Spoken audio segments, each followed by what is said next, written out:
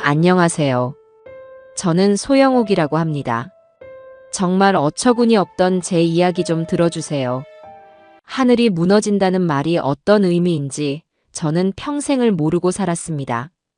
아흔을 바라보는 제 어머니가 돌아가셨을 때도, 평생의 반려였던 남편이 제 곁을 떠났을 때도 슬픔은 파도처럼 밀려왔다 이내 썰물처럼 빠져나가곤 했습니다. 삶은 계속되어야 했으니까요. 하지만 제 전부였던 아들, 전우석. 그 아이가 차가운 영정사진 속에서 저를 보고 환하게 웃고 나서야 저는 비로소 그 말의 무게를 온몸으로 깨닫게 되었습니다. 제 하늘은 정말로 무너져 내렸고 남은 세상은 온통 잿빛으로 변해버렸습니다. 장례식장은 거대한 연극 무대 같았습니다. 코를 찌르는 국화꽃 향기보다 사람들의 가식적인 위로와 수군거림이 공간을 더 무겁게 채우고 있었죠. 슬픔을 가릴 기력조차 남아있지 않았던 제 곁을 며느리 장민서는 그림자처럼 지키고 있었습니다. 아들의 대학 동기, 회사 동료들이 제 손을 잡고 위로를 건넬 때면 민서는 제 어깨를 부축하며 우리 어머니 기운 내셔야 해요. 하늘에 있는 우석 씨도 그걸 바랄 거예요 라며 세상에 둘도 없는 효부인 양 애달프게 연기했습니다. 그 애의 눈시울은 늘 붉게 젖어 있었고 목소리는 금방이라도 부서질 것처럼 가늘게 떨렸어요. 사람들은 그런 민서를 보며 혀를 찼습니다. 저렇게 젊은 나이에 남편을 잃다니 정말 안 됐어. 그래도 시어머니를 저렇게 챙기는 걸 보니 마음씨가 비단결이야. 그 말들을 듣는 제 속은 새까맣게 타들어가는 것만 같았습니다. 조문객의 발길이 뜸해지는 순간이면 그 아이의 가면은 어김없이 벗겨졌습니다. 휴식을 취해야 한다며 저를 빈소 옆 작은 방으로 이끌 때가 있었죠. 문이 닫히자마자 제 어깨를 감싸던 그 애의 손이 거칠게 떨어져 나갔습니다. 어머니, 곡소리 좀 그만하세요. 시끄러워서 손님들 맞기가 힘드네요. 방금 전까지 저를 걱정하던 그 목소리가 맞나 싶을 정도로 얼음장처럼 차가운 목소리였습니다. 저는 너무 큰 충격에 아무 말도 할 수 없었습니다. 그저 눈물로 퉁퉁 부은 눈을 들어 민서를 바라볼 뿐이었죠. 민서는 그런 제 시선을 피하지도 않고 오히려 옅은 짜증이 섞인 표정으로 저를 마주봤습니다. 사람들이 어머니만 쳐다보잖아요. 지금 주인공은 저예요. 아시겠어요? 남편 잃고 앞으로 혼자 살아갈 사람은 저라고요. 그 순간 저는 제 앞에 서 있는 존재가 며느리가 아닌 완전히 낯선 괴물이라는 것을 깨달았습니다. 아들의 영정 앞에서 저는 며느리의 진짜 얼굴을 처음 발견하고 온몸이 얼어붙는 기분을 느껴야만 했습니다. 발인이 끝나고 아들의 유골함을 차가운 땅에 묻고 돌아온 날. 민서의 잔인한 연극은 대단원의 막을 내렸습니다. 아들이 살아있을 때 제 명의로 사준 작지만 아늑한 빌라. 아들의 땀과 정성이 깃든 그 집에 들어서자마자 민서는 기다렸다는 듯이 저를 막아섰습니다. 어머니, 잠시 앉으시죠. 드릴 말씀이 있어요. 평소와 다른 싸늘하고 단호한 말투에 불길한 예감이 엄습했습니다. 저는 피곤에 지쳐 그 아이를 지나쳐 방으로 들어가려 했습니다. 하지만 민서는 제 앞을 비키지 않고 거실 소파를 턱짓으로 가리켰어요. 마지못해 소파에 앉자 민서는 제 맞은편에 앉아 서류 봉투 하나를 테이블 위에 던지듯 올려놓았습니다. 이 집에서 나가주셔야겠어요. 직설적인 통보에 머릿속이 하얘졌습니다. 뭐라고 했니, 지금? 되묻는 제 목소리가 저도 모르게 떨려 나왔습니다. 민서는 팔짱을 끼고 저를 위아래로 훑어보며 비웃음을 흘렸어요. 이제 귀까지 어두워지셨나 보네. 이 집에서 당장 나가시라고요. 네가 지금 제정신이야? 여기가 어떤 집인데 네가 나한테 나가라 마라 하는 거니? 이 집은 내 아들 우석이가 나 살라고 사준 내 집이야. 제 고함에 민서는 눈 하나 깜짝하지 않고 테이블 위에 서류를 꺼내 제 앞에 펼쳐 보였습니다. 어머니, 착각 단단히 하시나 본데 이게 이 집 등기부등본이에요. 물론 명의는 어머니지만 여기 자금 출처 증빙 서류는 다 제게 있어요. 우석 씨가 혹시 몰라 다 챙겨뒀더라고요. 변호사한테 물어보니 증여세 문제부터 시작해서 제가 소송 걸면 어머니는 한 푼도 못 건지고 쫓겨날 수밖에 없어요. 법적으로 따지면 이 집도 전부 우석 씨 재산이고 그 사람의 모든 재산은 유일한 법적 상속인인 아내 바로 제 거고요. 아시겠어요? 민서의 입에서 나오는 법이니 상속인이 하는 말들은 제게 외계어처럼 들렸습니다. 그저 제 눈에는 아들이 평생 편히 사시라며 제 손에 쥐어준 집, 아들의 온기가 구석구석 묻어있는 이 공간을 빼앗으려는 악귀의 모습만 보일 뿐이었어요. 제가 슬픔과 분노에 몸을 떠는 사이 민서는 이미 모든 준비를 끝내놓은 상태였습니다. 제가 지금 좋게 말할 때 나가시는 게 서로 얼굴 붉히지 않는 길이에요. 그 말이 끝나기 무섭게 현관문이 열리고 건장한 남자 둘이 들어왔습니다. 민서가 부른 용역업체 직원들이었죠. 그들은 제 방으로 곧장 들어가 제 짐들을 꺼내기 시작했습니다. 제 옷까지, 낡은 앨범, 아들이 어릴 적 쓰던 작은 책상까지. 제 인생의 모든 흔적들이 잡동사니처럼 취급되며 거실 바닥에 쌓여갔습니다. 저는 아들의 졸업사진이 담긴 액자를 필사적으로 끌어안았습니다. 안 돼, 이건 안 돼. 이건 내 아들 물건이야. 손대지 마. 하지만 민서는 제게서 가볍게 액자를 빼앗아 바닥에 던져버렸습니다. 쨍그랑 유리가 깨지는 소리와 함께 아들의 웃는 얼굴 위로 금이 갔습니다. 이런 건 다 버릴 거예요. 과거에 집착하는 거 지긋지긋해요. 저는 그대로 차가운 거실 바닥에 주저앉아 버렸습니다. 제 울음소리를 배경음악 삼아 제 삶의 조각들이 하나둘씩 현관 밖으로 내팽개쳐졌어요. 모든 것이 끝나자 민서는 제 발치에 작은 종이 상자 하나를 툭 던졌습니다. 자, 이거나 들고 나가세요. 아들 유품 몇 개 챙겨뒀으니까. 제 마지막 배려예요. 그 상자 안에는 아들이 첫 월급을 타서 제게 사준 낡은 스카프와 가족사진 한 장이 전부였습니다. 저는 평생을 바쳐 키운 아들을 잃었고 이제는 그 아들과의 마지막 추억이 깃든 집에서마저 짐승처럼 쫓겨나는 신세가 되었습니다. 그렇게 하루아침에 저는 모든 것을 잃고 차가운 도시의 미아가 되었습니다.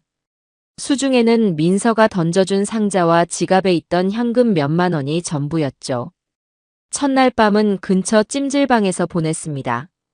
시끄러운 콧고리 소리와 낯선 사람들의 채취 속에서 뜬 눈으로 밤을 새웠습니다.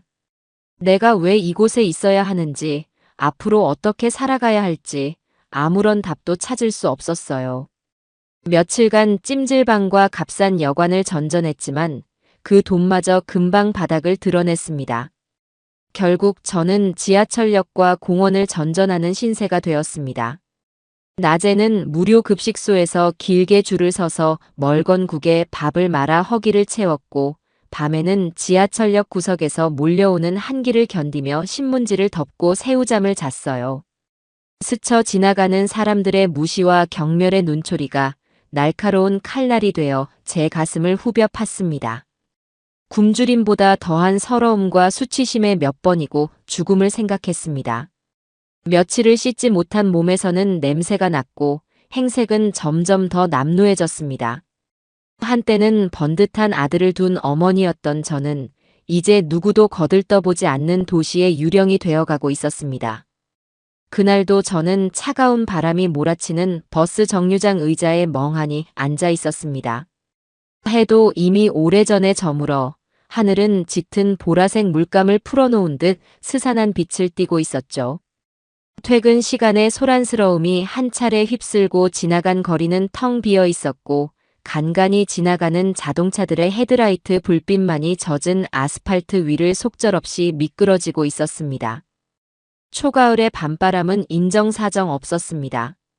살을 애는 듯한 칼날이 되어 제 얇고 낡은 카디건의 성긴 올 사이를 비집고 들어와 뼛속까지 시리게 만들었습니다. 낮 동안 신발 밑창이 닳도록 걸었던 탓에 퉁퉁 부은 발목과 무릎은 끊임없이 욱신거렸고 며칠째 이어진 굶주림에 배가 죽은 등과 맞붙어 경련을 일으키는 듯 했습니다. 제가 앉은 플라스틱 의자는 차가운 냉기를 고스란히 제 몸으로 전달하고 있었습니다. 그 냉기는 엉덩이에서부터 시작해 등줄기를 타고 올라와 제 심장마저 얼어붙게 만드는 것 같았어요. 정류장 위쪽에서는 낡은 형광등이 위태롭게 깜빡이며 제 그림자를 길게 늘어뜨렸습니다. 바로 옆 광고판에는 한 가족이 환하게 웃으며 새로 분양하는 아파트의 모델하우스 앞에서 포즈를 취하고 있었습니다. 당신의 행복이 시작되는 곳이라는 문구가 제 처지를 비웃는 듯 선명하게 빛나고 있었죠. 행복. 한때는 제게도 당연했던 그 단어가 이제는 너무나도 멀고 아득하게 느껴졌습니다. 광고 속 젊은 부부의 모습 위로 제 아들 우석이와 며느리 민서의 얼굴이 겹쳐 보였습니다.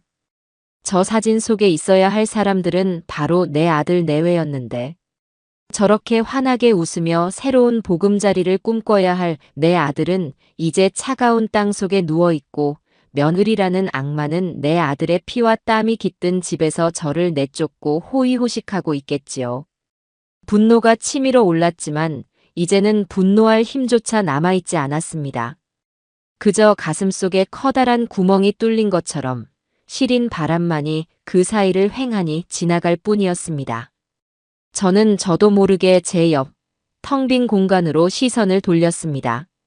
아주 오래전 바로 이 버스 정류장, 이 자리에서 어린 우석이의 손을 잡고 버스를 기다렸던 기억이 영화의 한 장면처럼 생생하게 떠올랐기 때문입니다. 동물원에 다녀오는 길이었습니다. 제 손을 잡은 아들의 작고 따뜻한 손의 온기, 솜사탕 때문에 끈적거리던 그 감촉이 아직도 느껴지는 듯 했습니다. 엄마, 나 오늘 코끼리 봤다. 코가 이따만큼 길어. 라며 제 허리를 끌어안고 제잘거리던 아들의 목소리가 귓가에 울리는 것만 같았어요. 그때 저는 아들에게 낡은 동물원 앞에서 파는 옥수수빵 하나밖에 사주지 못하는 가난한 엄마였지만 세상에서 가장 행복한 사람이었습니다. 아들의 웃음소리 하나면 세상의 모든 시름을 잊을 수 있었으니까요. 그때의 저는 상상이나 할 수 있었을까요? 수십 년의 세월이 흐른 뒤 바로 그 자리에 그 아들을 가슴에 묻은 늙은 어미가 냄새나는 행색으로 홀로 앉아 있으리라고는. 추억은 날카로운 유리 조각이 되어 제 심장을 헤집었습니다. 눈물이 핑 돌았지만 울지 않았습니다. 지난 며칠 동안 너무 많이 울어서 이제는 더 이상 흘릴 눈물조차 남아있지 않았습니다. 그저 무감각하고 무표정한 얼굴로 정류장 유리에 비친 제 모습을 바라볼 뿐이었습니다. 유리 속에는 제가 알지 못하는 낯선 노파가 앉아 있었습니다. 며칠 감지 못해 기름지고 떡이 진 머리카락, 피골이 상접한 얼굴에 검버섯만 도드라져 보였고 삶의 모든 의욕을 잃어버린 동태 같은 눈은 깊게 퀭하니 파여 있었죠. 저게 정말 나란 말인가. 한때는 고운 얼굴이라는 소리도 곧잘 들었고 아들에게만큼은 세상에서 가장 깨끗하고 따뜻한 밥을 차려주던 내가 어쩌다 저런 흉측한 몰골이 되었을까. 수치심이 온몸을 짓눌렀습니다. 그때 젊은 연인 한 쌍이 제 옆으로 와서 앉았습니다. 여자는 제 쪽을 힐끗 보더니 코를 막는 신용을 하며 남자친구의 반대편으로 바싹 붙어 앉더군요. 그들의 속삭임이 제 귀에 들려왔습니다. 자기야, 저쪽으로 가자. 냄새나. 그들의 말은 날카로운 칼날이 되어 제 가슴을 후벼 팠습니다. 저는 저도 모르게 몸을 잔뜩 웅크렸습니다. 마치 제 존재 자체가 세상에 해악을 끼치는 벌레라도 된 것 같았습니다. 그들은 저를 사람이 아닌 길가의 오물처럼 취급했습니다. 저는 그들에게 보이지 않는 유령이었습니다. 한때는 누군가의 아내였고 존경받는 아들을 둔 어머니였던 소영옥이라는 인격체는 사라지고 그저 냄새나는 노숙자라는 껍데기만 남아 세상의 경멸을 온몸으로 받아내고 있었습니다. 버스가 한 대 도착했고 젊은 연인은 서둘러 버스에 올라탔습니다. 다시 정류장에는 저 혼자만 남았습니다. 거대한 도시에 오직 저 혼자만 버려진 듯한 끔찍한 고독감이 파도처럼 밀려왔습니다. 이대로 사라져버리고 싶었습니다. 이 지긋지긋한 굶주림과 추위, 그리고 사람들의 경멸로부터 도망치고 싶었어요. 저 멀리서 또 다른 버스의 헤드라이트 불빛이 다가오는 것이 보였습니다. 순간 제 머릿속에서 악마가 속삭였습니다. 그래, 저 버스 앞으로 뛰어드는 거야. 그러면 이 모든 고통을 한 번에 끝낼 수 있어. 아무도 슬퍼하지 않을 거야. 아니, 아무도 내가 사라진 것조차 모를 거야. 저는 저도 모르게 자리에서 일어날 뻔했습니다. 발끝에 힘이 들어가는 순간 목에 두르고 있던 낡은 스카프의 감촉이 느껴졌습니다. 아들이 첫 월급을 타서 제게 선물했던 민서가 제게 던져준 그 스카프였습니다. 아들의 채취가 희미하게 남아있는 듯한 그 스카프를 만지는 순간 정신이 번쩍 들었습니다. 내가 여기서 이렇게 떠나버리면 내 아들의 억울함은 누가 풀어준단 말인가. 저 악마 같은 장민서는 내 아들의 모든 것을 차지하고 평생을 떵떵거리며 살 텐데 내가 어떻게 눈을 감을 수 있단 말인가. 안 된다. 죽을 수 없어. 이렇게 허무하게 죽어서는 안 돼. 살아야 한다. 살아서 내 아들의 원수를 갚고 그 아이의 명예를 되찾아야 한다. 그것이 이 어미에게 남겨진 마지막 사명이다. 죽음의 유혹을 이겨낸 제 눈에서 오랜만에 뜨거운 눈물이 다시 흘러내렸습니다. 그것은 더 이상 절망의 눈물이 아닌 살아야겠다는 처절한 의지의 눈물이었습니다. 저는 주먹을 굳게 쥐었습니다. 손톱이 손바닥을 파고드는 아픔이 오히려 제가 살아있다는 증거처럼 느껴졌습니다. 바로 그때였습니다. 제 앞에 고급스러운 세단 한 대가 소리 없이 멈춰 섰습니다. 그리고 조수석에서 말끔한 정장을 입은 젊은 남자가 내렸습니다. 덩치 큰 경비원인 줄 알고 자리를 피하려는데 그가 곧장 제게로 다가와 말을 걸더군요. 소영옥 여사님 맞으십니까? 제 이름을 아는 사람이 있다는 사실에 너무 놀라 아무 대답도 하지 못했습니다. 그저 경계심 가득한 눈으로 그를 쳐다볼 뿐이었죠. 누구신데 제 이름을. 저한테 돈 없어요. 가져갈 거 아무것도 없다고요. 제 목소리는 저도 모르게 기어들어가고 있었습니다. 그는 제 앞에 몸을 낮추고 온화하지만 단단한 목소리로 다시 한번 자신을 소개했습니다. 저는 고 전우석 대표님의 법률 대리인 서진호 변호사입니다. 해치려는 사람이 아닙니다. 저는 전우석 대표님의 편입니다. 드릴 말씀이 있어서 한참 찾았습니다. 부디 제 이야기를 잠시만 들어주십시오. 아들의 이름과 변호사라는 말에 제 심장이 쿵 하고 바닥까지 내려앉는 것 같았습니다. 이 젊은 남자의 등장이 지옥 같던 제 인생을 송두리째 바꿔놓을 것이라는 사실을 그때의 저는 아직 알지 못했습니다. 그저 이 모든 것이 또 다른 악몽의 시작은 아닐까 두려움과 희미한 기대감 속에서 떨고만 있었어요. 서진호 변호사의 차는 제가 지금껏 타본 그 어떤 차보다도 조용하고 안락했습니다. 제 남루한 행색이 값비싼 가죽 시트를 더럽힐까봐 몸을 잔뜩 웅크리고 있었죠. 서 변호사는 그런 제 마음을 읽기라도 한 듯 히터를 더 강하게 틀며 부드러운 목소리로 말했습니다. 조금만 가시면 됩니다, 여사님. 따뜻한 곳에서 차근차근 설명해 드리겠습니다. 저는 그저 고개만 끄덕였습니다.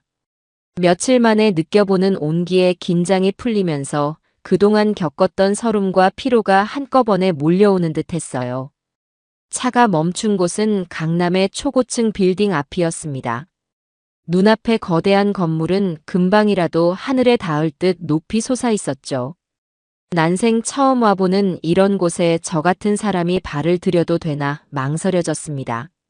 서 변호사는 제 팔을 가볍게 부축하며 저를 안으로 이끌었습니다.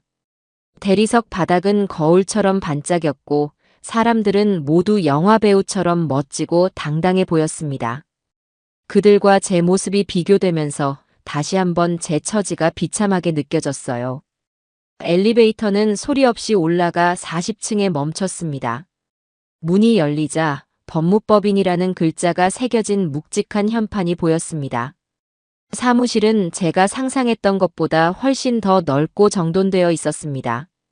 통유리창 너머로는 서울의 야경이 보석처럼 펼쳐져 있었죠. 서 변호사는 저를 가장 전망이 좋은 방으로 안내했습니다. 그의 사무실인 듯 했어요. 그는 저를 푹신한 소파에 앉히고는 따뜻한 차를 한 잔 내밀었습니다. 저는 얼어붙었던 손을 찻잔으로 감싸며 겨우 온기를 되찾았습니다. 하지만 마음은 여전히 꽁꽁 얼어붙어 있었어요. 이 젊고 유능해 보이는 변호사가 왜 저 같은 노숙자 노인에게 이런 호의를 베푸는 걸까? 혹시 민서가 보낸 사람은 아닐까? 남은 것 하나 없는 제게서 마지막 무언가까지 빼앗으려는 새로운 종류의 사기는 아닐까? 의심이 꼬리에 꼬리를 물고 피어올랐습니다. 저 변호사님, 대체 제게 왜 이러시는 겁니까? 저는 돈도 없고 아무것도 가진 게 없는 사람입니다. 제 목소리는 불안감에 심하게 떨리고 있었습니다. 서 변호사는 제 맞은편에 앉아 부드럽지만 단호한 눈빛으로 저를 바라보며 말했습니다. 여사님, 제가 지금부터 드리는 말씀을 믿어주셔야 합니다. 저는 전우석 대표님, 아드님의 편입니다. 그리고 아드님의 유일한 상속자이신 여사님의 편이기도 합니다. 그는 가방에서 두툼한 서류철 하나를 꺼내 테이블 위에 올려놓았습니다. 이것이 아드님께서 돌아가시기 한 달 전 저와 함께 작성하신 공식 유언장입니다. 그는 서류철을 열어 제 쪽으로 밀어주었습니다. 복잡한 글자들이 빼곡했지만 맨 아래 선명하게 찍힌 제 아들 전우석의 이름과 도장은 똑똑히 보였습니다. 유언장의 내용은 이렇습니다. 본인 전우석의 모든 부동산과 예금, 그리고 내가 설립한 회사, USU 코퍼레이션의 지분 전량을 나의 어머니 소영욱에게 상속한다.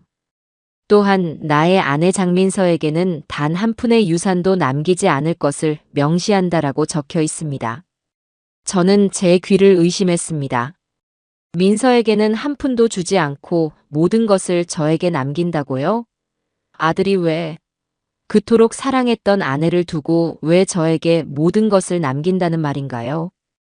혼란스러운 제 표정을 읽은 서 변호사가 말을 이었습니다. 아마 믿기 힘드실 겁니다. 저 역시 처음 아드님의 결정을 들었을 때 무척 놀랐으니까요. 아드님은 모든 것을 알고 계셨습니다. 장민서 씨의 실체와 그녀가 회사를 어떻게 망가뜨리려 하는지를요. 그래서 아드님은 외롭고 힘든 싸움을 준비하고 계셨습니다. 여사님을 지키고 자신의 회사를 지키기 위해서요. 저는 여전히 모든 것이 현실 같지 않았습니다. 머릿속이 뒤죽박죽 엉망이었어요. 하지만 민서는 우석이의 아내입니다.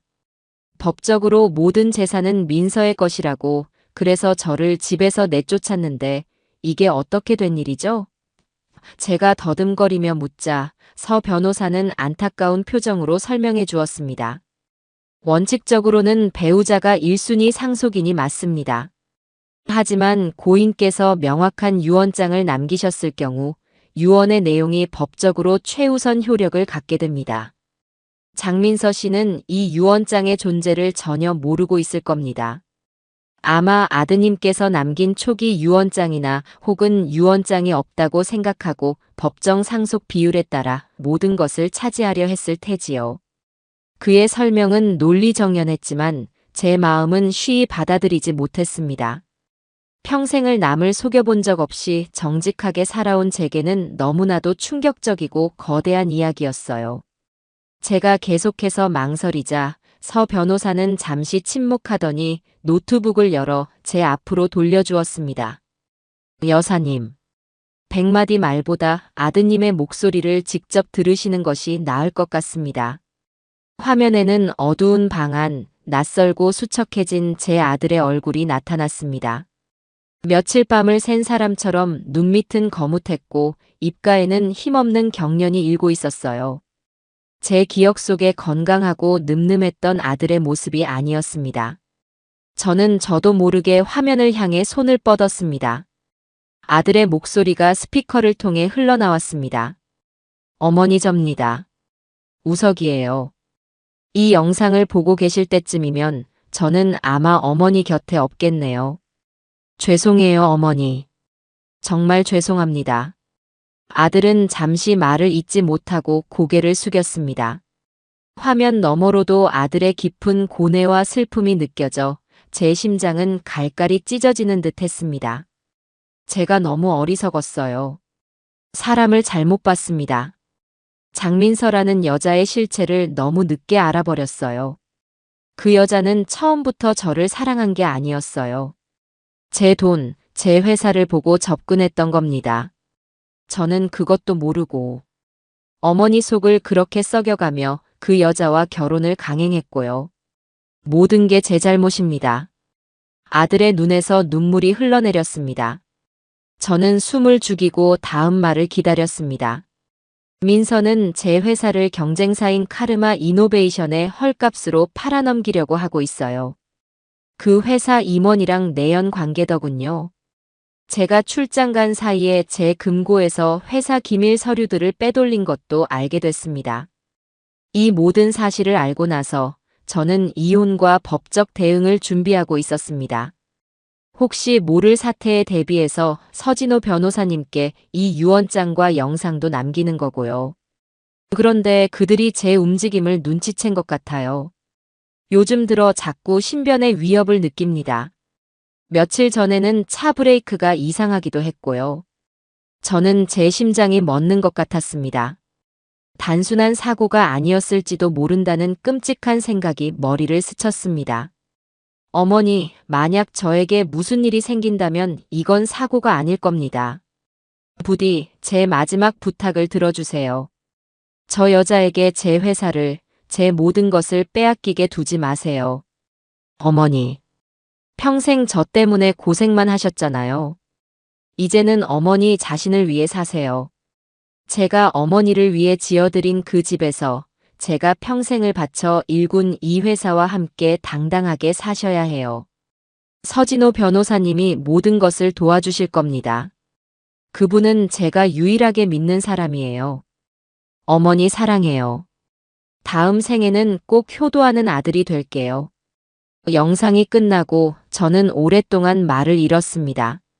눈물은 더 이상 흐르지 않았어요. 슬픔을 넘어선 거대한 분노가 제 온몸을 휘감고 있었습니다. 제 아들은 살해당한 것일지도 모릅니다. 제가 길거리에서 절망에 빠져 죽음까지 생각하고 있을 때 제 며느리라는 악마는 아들의 재산을 가로채고 내연남과 놀아나고 있었던 겁니다. 온몸이 부들부들 떨렸습니다. 더 이상 약한 늙은이로 슬픔에 빠진 어머니로만 있을 수 없었습니다. 저는 자리에서 벌떡 일어났습니다. 그리고 서 변호사를 똑바로 쳐다보며 제 인생에서 처음으로 차갑고 단호한 목소리를 냈습니다. 변호사님, 그래서 우리가 이제 뭘 해야 하죠? 민서가 빼돌린 제 아들 돈은 찾을 수 있습니까? 제 눈빛이 변한 것을 본 서 변호사의 얼굴에 희미한 미소가 번졌습니다. 물론입니다, 여사님.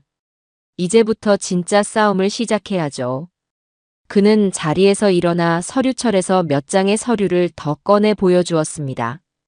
그것은 장민서의 카드 사용 내역서와 은행 거래 내역이었습니다. 아들이 죽은 지 일주일도 채 되지 않은 시점부터 명품 쇼핑과 고급 스파, 해외여행 예약까지 수억 원에 달하는 돈이 물쓰듯 빠져나가고 있었어요. 장민서 씨는 지금 아드님의 사망보험금과 예금을 닥치는 대로 인출해서 흥청망청 쓰고 있습니다. 가장 먼저 여사님의 권리로 모든 계좌를 동결시키는 지급정지 가처분 신청부터 시작하겠습니다. 더 이상 단 한 푼도 빼돌리지 못하도록 막아야 합니다. 서 변호사는 저를 위해 모든 준비를 끝마친 상태였습니다. 저는 그제야 제 아들이 얼마나 치밀하고 영리하게 자신의 마지막을 준비했는지 깨달을 수 있었습니다. 그리고 그런 아들의 마지막을 지켜주지 못했다는 죄책감과 그 유지를 반드시 이어야 한다는 책임감이 제 어깨를 무겁게 짓눌렀습니다. 저는 창밖으로 펼쳐진 서울의 야경을 내려다보았습니다. 조금 전까지만 해도 두렵고 낯설기만 하던 이 도시가 이제는 제가 싸워서 이겨야 할 거대한 전쟁터처럼 보였습니다. 저는 더 이상 도망치지 않을 겁니다. 제 아들의 이름으로, 그리고 제 남은 인생을 걸고 이 지옥 같은 싸움을 끝내리라 다짐했습니다. 서진호 변호사는 법적인 절차를 진행하는 것과 동시에 제게 가장 시급한 것이 바로 존엄성의 회복이라고 말했습니다. 싸움은 기세에서 시작됩니다, 여사님. 장민서 씨와 그 무리들 앞에 더 이상 초라한 모습으로 나타나셔서는 안 됩니다. 여사님께서는 USU 코퍼레이션의 실질적인 주인이시니 그에 걸맞은 품위와 위엄을 되찾으셔야 합니다. 그의 말에 따라 우리는 법무법인 건물과 연결된 최고급 호텔의 스위트룸으로 향했습니다. 제가 평생 구경도 못 해본 집 한 채 값은 좋게 되어 보이는 거대한 방이었습니다. 서 변호사는 이곳에서 소송이 끝날 때까지 머무시라며 제 이름으로 모든 비용을 결제했습니다. 이 모든 것은 아드님께서 여사님을 위해 남겨두신 비상 자금으로 처리되는 것입니다. 그러니 조금도 미안해하지 마십시오. 저는 며칠 만에 처음으로 뜨거운 물에 몸을 담갔습니다. 욕조의 피로와 함께 지난 며칠간의 수치심과 절망감도 함께 씻겨나가는 듯 했습니다. 깨끗한 가운을 걸치고 나오자 방에는 처음 보는 사람들이 와 있었습니다. 최고급 백화점의 VIP 고객을 전담하는 스타일리스트와 미용사라고 자신들을 소개하더군요. 그들은 제게 어울리는 옷과 구두, 가방 수십 가지를 가져와 제 앞에 펼쳐 보였습니다. 처음에는 어색하고 부담스러워 손사래를 쳤습니다. 저는 이런 비싼 옷은 평생 입어본 적도 없는 사람입니다. 그냥 시장에서 파는 편한 옷이면 충분해요. 그러자 스타일리스트가 미소를 지으며 말했습니다. 사모님, 옷은 단순한 천조각이 아니라 갑옷입니다. 지금부터 사모님께서는 아주 중요한 전쟁에 나가시는 겁니다. 가장 단단하고 우아한 갑옷을 입으셔야 합니다. 그 말에 저는 더 이상 거절할 수가 없었습니다. 그들은 제 거친 머릿결을 부드럽게 다듬어주고 검버섯이 핀 제 얼굴에 옅은 화장을 해주었습니다. 그리고 제 체형에 꼭 맞는 짙은 남색의 단아한 정장을 입혀주었죠. 전신 거울 앞에 선 제 모습은 제가 봐도 완전히 다른 사람 같았습니다. 더 이상 길거리에서 떨던 초라한 노숙자의 모습은 온데간데 없고 오랜 세월의 지혜와 품격이 느껴지는 한 기업의 안주인 혹은 총수처럼 보이는 낯선 여인이 서 있었습니다. 서 변호사는 제 모습을 보더니 만족스러운 미소를 지었습니다. 아주 좋으십니다. 이제 완벽한 준비가 끝났습니다. 바로 다음 날, 우리는 첫 번째 반격을 시작했습니다. 서 변호사가 파악한 바에 따르면 그날 오후 장민서는 USU 코퍼레이션 이사들을 소집하여 회사의 핵심 자산인 강남 4억 매각 안건을 긴급 처리할 예정이었습니다. 물론 매입자는 카르마 이노베이션, 바로 민서의 내연남이 있는 그 회사였죠. 시세의 반값도 안 되는 헐값에 넘기려는 속셈이었습니다. 민서가 의기양양하게 회의를 주재하고 있을 때 회의실 문이 열리고 법원에서 나온 집행관과 서 변호사 측 직원이 들어섰습니다. 그들은 회의장에 있는 모든 이사들에게 의결권 행사 금지 가처분 결정이 담긴 내용 증명을 전달했습니다. 고 전우석 대표의 유언장에 따라 모든 자산의 상속권은 모친 소영옥에게 있으며 현재 상속권 분쟁이 진행 중이므로 소영옥 여사의 동의 없는 모든 자산 처분 및 의결권 행사를 금지한다. 서 변호사가 나중에 전해준 이야기에 따르면 처음 내용 증명을 받아든 민서는 코웃음을 치며 서류를 구겨 쓰레기통에 던져버리라고 소리쳤다고 합니다. 이런다고 뭐가 달라져? 어디서 늙은이를 앞세워서 사기를 치려고 해. 하지만 함께 온 법원 집행관이 이 결정은 법원의 공식적인 명령입니다. 불이행 시 법적 처벌을 받을 수 있습니다. 라고 엄중하게 경고하자 이사들의 얼굴이 하얗게 질리기 시작했다고 해요. 결국 그날의 긴급 이사회는 아무런 소득 없이 해산되고 말았습니다. 민서는 분노에 차서 서류를 갈갈이 찢어버렸다고 하더군요. 이것은 우리의 작지만 의미 있는 첫 번째 승리였습니다. 그리고 며칠 후 저는 드디어 장민서와 직접 마주하기로 결심했습니다. 제 변신을 세상에 처음으로 공개하는 날이었죠. 서 변호사와 함께 USU 코퍼레이션 건물 로비에 들어서자 모든 직원들의 시선이 제게로 쏠렸습니다.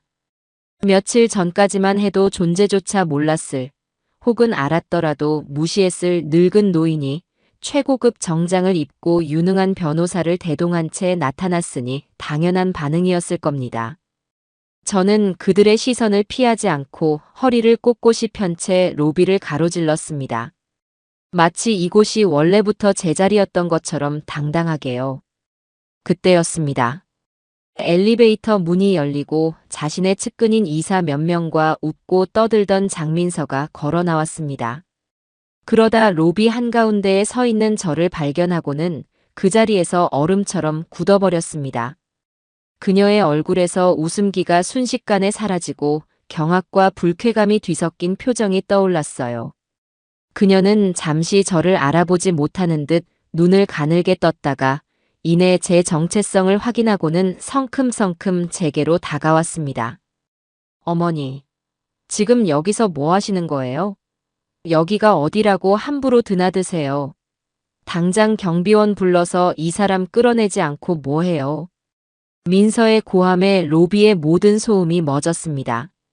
하지만 저는 전혀 동요하지 않았습니다. 오히려 차분하게 주위를 둘러보며 제 아들의 손길이 닿았던 회사의 인테리어를 천천히 눈에 담았습니다. 그리고는 민서를 돌아보며 제 인생에서 가장 차가운 목소리로 말했습니다. 내 아들 피땀이 서린 곳인데 내가 왜 못 오니? 그리고 이제부터는 어머니라고 부르지 말아주면 좋겠구나. 난 너 같은 딸을 둔 적이 없어서. 제 말에 민서의 얼굴이 시뻘겋게 달아올랐습니다. 무언가 더 소리치려던 그녀를 무시하고 저는 서 변호사에게 말했습니다. 서 변호사님, 우리 아들 사무실은 어디죠? 그곳부터 가보고 싶군요. 서 변호사는 정중하게 이쪽입니다, 회장님. 이라며 저를 안내했습니다. 회장님이라는 호칭에 민서의 눈이 분노로 이글거리는 것이 느껴졌지만 저는 단 한 번도 뒤돌아보지 않고 엘리베이터를 향해 걸어갔습니다. 수많은 직원들이 지켜보는 앞에서 장민서는 완벽하게 제게 무시당한 셈이었습니다. 엘리베이터 문이 닫히는 순간 저는 거울에 비친 제 모습을 보았습니다. 두려움에 떨던 늙은 노인은 사라지고 차가운 분노와 단단한 결의로 가득 찬 한 여인이 서 있었습니다. 이제 진짜 전쟁의 시작이었습니다. 로비에서의 완벽한 패배 이후 장민서는 더 이상 저를 만만한 상대로 보지 않는 듯 했습니다.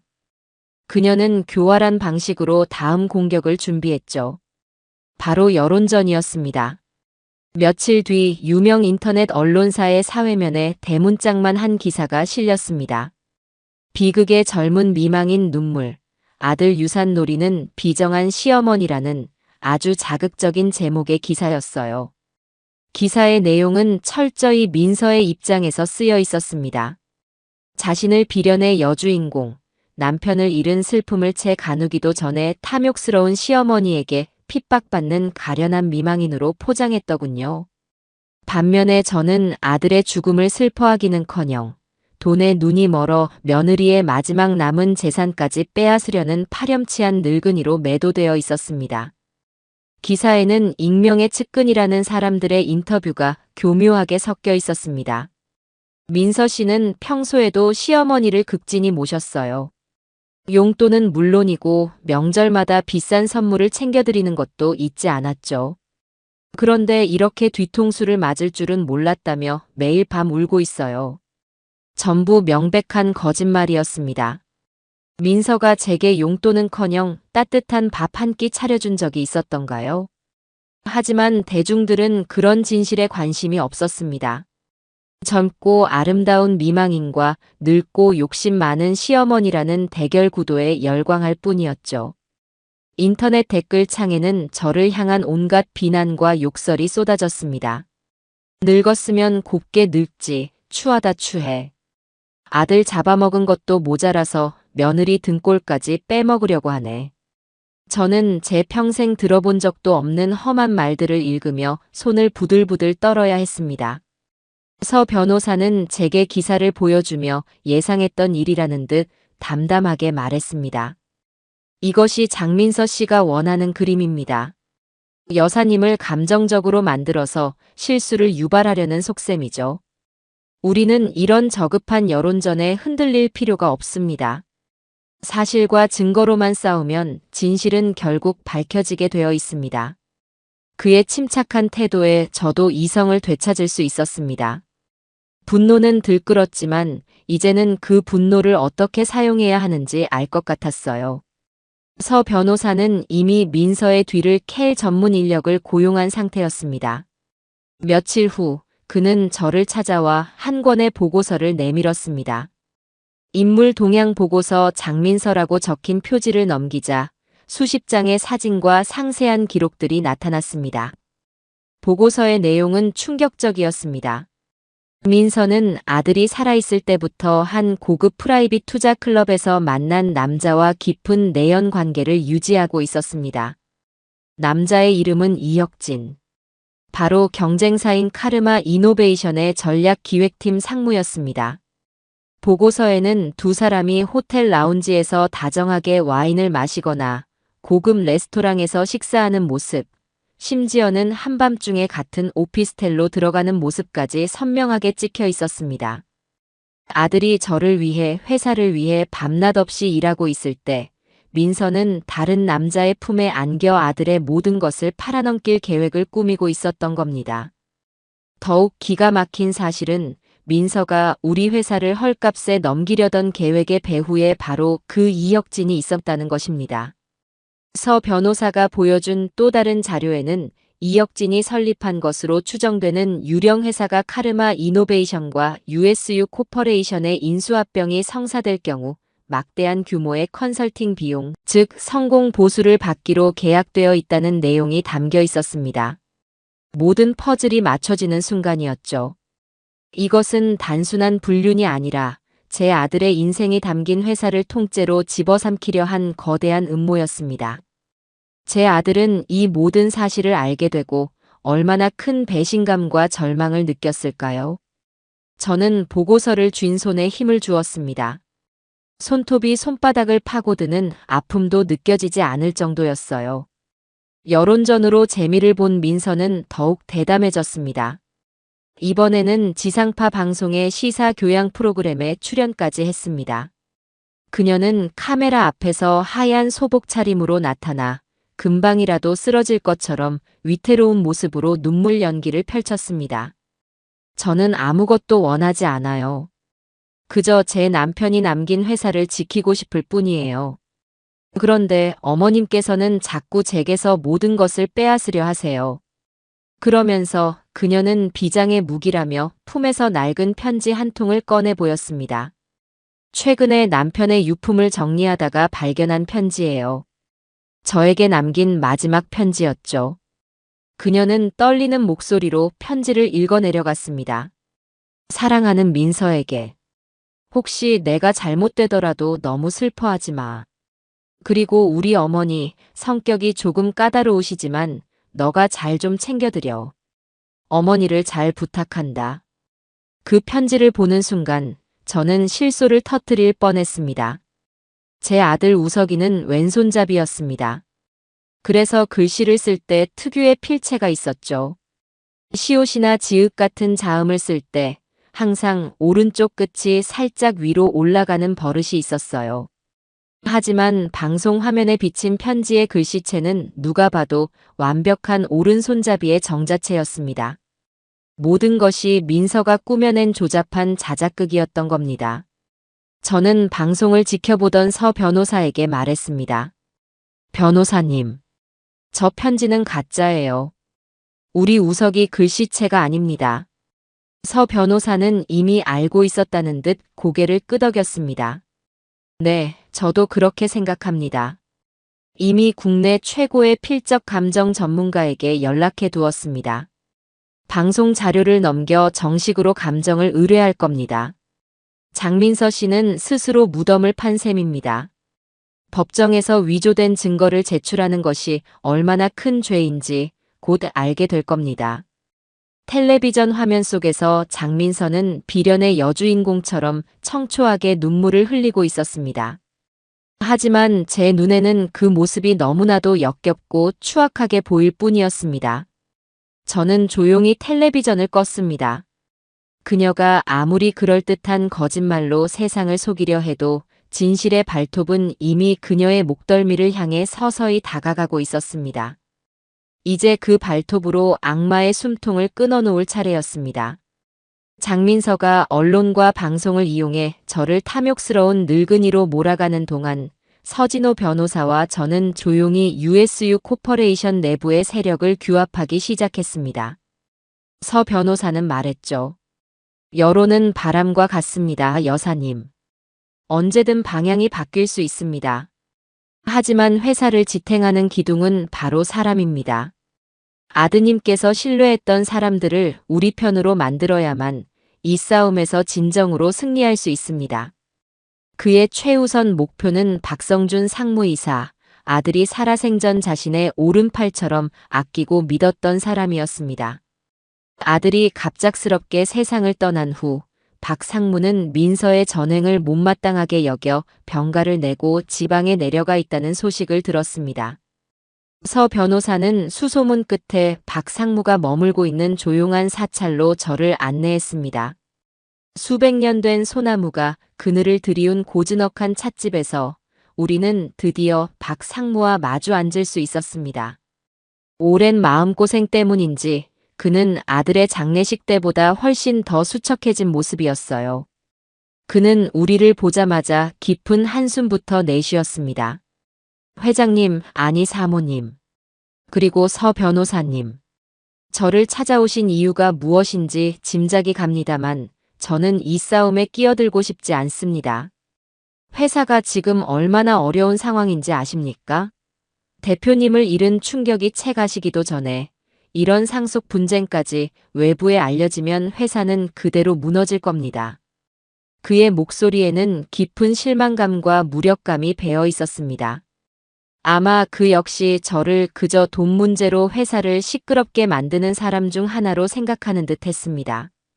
저는 그를 다그치지 않고 조용히 찻잔을 내려놓으며 입을 열었습니다. 박 상무님. 저는 경영이 뭔지 주식이 뭔지 하나도 모르는 늙은이입니다. 제가 지금 하려는 일이 회사를 더 어렵게 만드는 일일지도 모르지요. 하지만 이것 하나만은 알아주셨으면 합니다. 저는 돈 때문에 이러는 것이 아닙니다. 제 아들 우석이가 평생을 바쳐 이룬 회사를 저 사악한 계집의 손에 넘어가 망가지는 것을 눈뜨고 볼 수가 없어서 이러는 겁니다. 저는 제가 겪었던 일, 민서에게 쫓겨나 길거리를 헤맸던 이야기부터 아들이 남긴 유언장과 영상 편지 이야기까지 모두 털어놓았습니다. 하지만 박 상무의 표정은 여전히 풀리지 않았습니다. 그의 눈에는 의심과 경계심이 가득했어요. 그때 서 변호사가 노트북을 꺼내 박 상무 앞으로 돌려주었습니다. 상무님께서는 직접 보셔야 할 것 같습니다. 화면에는 제 아들 우석이의 모습이 나타났습니다. 아들은 영상 속에서 마치 박 상무가 앞에 앉아있기라도 한 듯 그의 이름을 부르며 말했습니다. 박 상무님, 만약 당신이 이 영상을 보고 있다면 나는 이미 이 세상 사람이 아니겠지. 미안하네. 자네에게 너무 무거운 짐을 지우고 떠나는 것 같아서. 하지만 내가 믿을 수 있는 사람은 자네밖에 없었어. 부디 내 어머니를 도와주게. 장민서가 회사를 카르마 이노베이션에 팔아넘기려는 것을 막아주게. 자네라면 할 수 있을 거야. 자네는 내 유일한 동료이자 형이었으니까. 아들의 진심 어린 목소리가 찻집의 고요한 공기를 울렸습니다. 영상을 다 본 박 상무는 한동안 아무 말도 하지 못했습니다. 그의 어깨는 잘게 떨리고 있었고 이내 그는 두 손으로 얼굴을 감싸 쥐고 소리 없이 오열하기 시작했습니다. 한참을 울던 그는 마침내 고개를 들었습니다. 그의 눈은 붉게 충혈되어 있었지만 더 이상 의심이나 경계심은 찾아볼 수 없었습니다. 그 자리에는 아들을 잃은 슬픔과 남겨진 자의 비통한 결의만이 남아있을 뿐이었습니다. 죄송합니다, 사모님. 제가 어리석었습니다. 대표님의 뜻이 그러하시다면 제가 모든 것을 걸고 사모님을 돕겠습니다. 저뿐만이 아닙니다. 지금 회사에는 장민서 사장 대행의 전횡에 불만을 품고 있는 대표님을 따르던 사람들이 아직 많이 남아 있습니다. 그들을 제가 설득하겠습니다. 그날 이후 박 상무는 우리의 가장 든든한 아군이 되었습니다. 그는 병가를 끝내고 회사로 복귀하여 물밑에서 조용히 움직이기 시작했습니다. 그가 접촉한 사람들은 R&D팀의 최연소 수석 연구원, 재무팀의 정직한 과장, 그리고 생산 라인을 책임지는 공장장 등 모두 아들이 생전에 아끼고 신뢰했던 핵심 인재들이었습니다. 며칠 뒤 박 상무의 주선으로 한적한 가든에서 비밀스러운 회동이 열렸습니다. 10명이 넘는 각 부서의 핵심 책임자들이 모인 자리였죠. 그들은 대부분 저를 처음 보는 사람들이었고 어색함과 긴장감이 감돌았습니다. 저는 그들 앞에서 제 자신을 꾸미지 않았습니다. 저는 여러분처럼 경영을 알지도 못하고 앞으로도 배울 생각이 없습니다. 하지만 내 아들이 사람을 얼마나 소중히 여겼는지는 누구보다 잘 압니다. 여러분이 바로 내 아들의 사람들입니다. 저는 여러분을 믿습니다. 저는 민서가 일방적으로 중단시켰던 신기술 개발 프로젝트를 재개할 것을 약속했고 부당하게 삭감된 연구 개발비를 정상화하겠다고 선언했습니다. 제 진심이 통했던 걸까요? 얼음장 같던 분위기가 서서히 녹기 시작했고 그들의 눈빛은 다시 희망과 열정으로 빛나기 시작했습니다. 그날 우리는 장민서를 몰아내고 회사를 정상화하기 위한 비상대책위원회를 결성했습니다. 우리의 첫 번째 목표는 장민서가 자신의 권한을 남용해 소집한 긴급 임시 주주총회를 저지하는 것이었습니다. 민서는 그 자리에서 강남 4억을 카르마 이노베이션에 매각하는 안건을 날치기로 통과시킬 계획이었죠. 주주총회 당일 저는 박 상무와 비대위 소속 임직원들 그리고 서 변호사와 함께 당당히 회의장으로 들어섰습니다. 제 등장에 민서와 그녀의 측근들은 노골적으로 불쾌한 표정을 지었지만 저는 아랑곳하지 않고 대주주 자격으로 상석에 앉았습니다. 회의가 시작되고 민서는 기다렸다는 듯이 4억 매각 안건을 상정했습니다. 그녀가 고용한 회계사는 회사의 재정 상황이 심각하여 유동성 확보를 위해 4억 매각이 불가피하다는 거짓 보고를 유창하게 늘어놓았죠. 민서가 의사봉을 두드려 안건을 통과시키려던 바로 그 순간 서 변호사가 자리에서 일어났습니다. 잠깐만요, 의장. 본 안건은 명백한 위법 소지가 있습니다. 그는 법원에서 발부한 의결권 행사 금지 가처분 결정문을 모든 주주들에게 다시 한번 공표했습니다. 현재 상속권 분쟁이 진행 중인 바 법원의 최종 판결이 나기 전까지 장민서 대행의 모든 의결권 행사는 법적으로 무효입니다. 뒤이어 박 상무가 일어서서 마이크를 잡았습니다. 여러분, 이것은 회사를 위한 매각이 아니라 특정인에게 이익을 몰아주기 위한 명백한 배임 행위입니다. 장민서 대행이 제시한 매각 가격은 현 시세의 40%에도 미치지 않는 터무니없는 금액입니다. 이것은 회사를 살리는 것이 아니라 회사의 심장을 헐값에 팔아넘기는 매국노 같은 짓입니다. 그의 폭탄 발언에 회의장은 순식간에 아수라장이 되었습니다. 뒤이어 재무팀 과장이 일어나 실제 재무 상태는 그렇게까지 심각하지 않다는 증거 자료를 제시했고 다른 임원들 역시 매각의 부당함을 소리 높여 외쳤습니다. 상황이 불리하게 돌아가자 민서는 당황하여 얼굴이 새빨개진 채 고함만 질러댔습니다.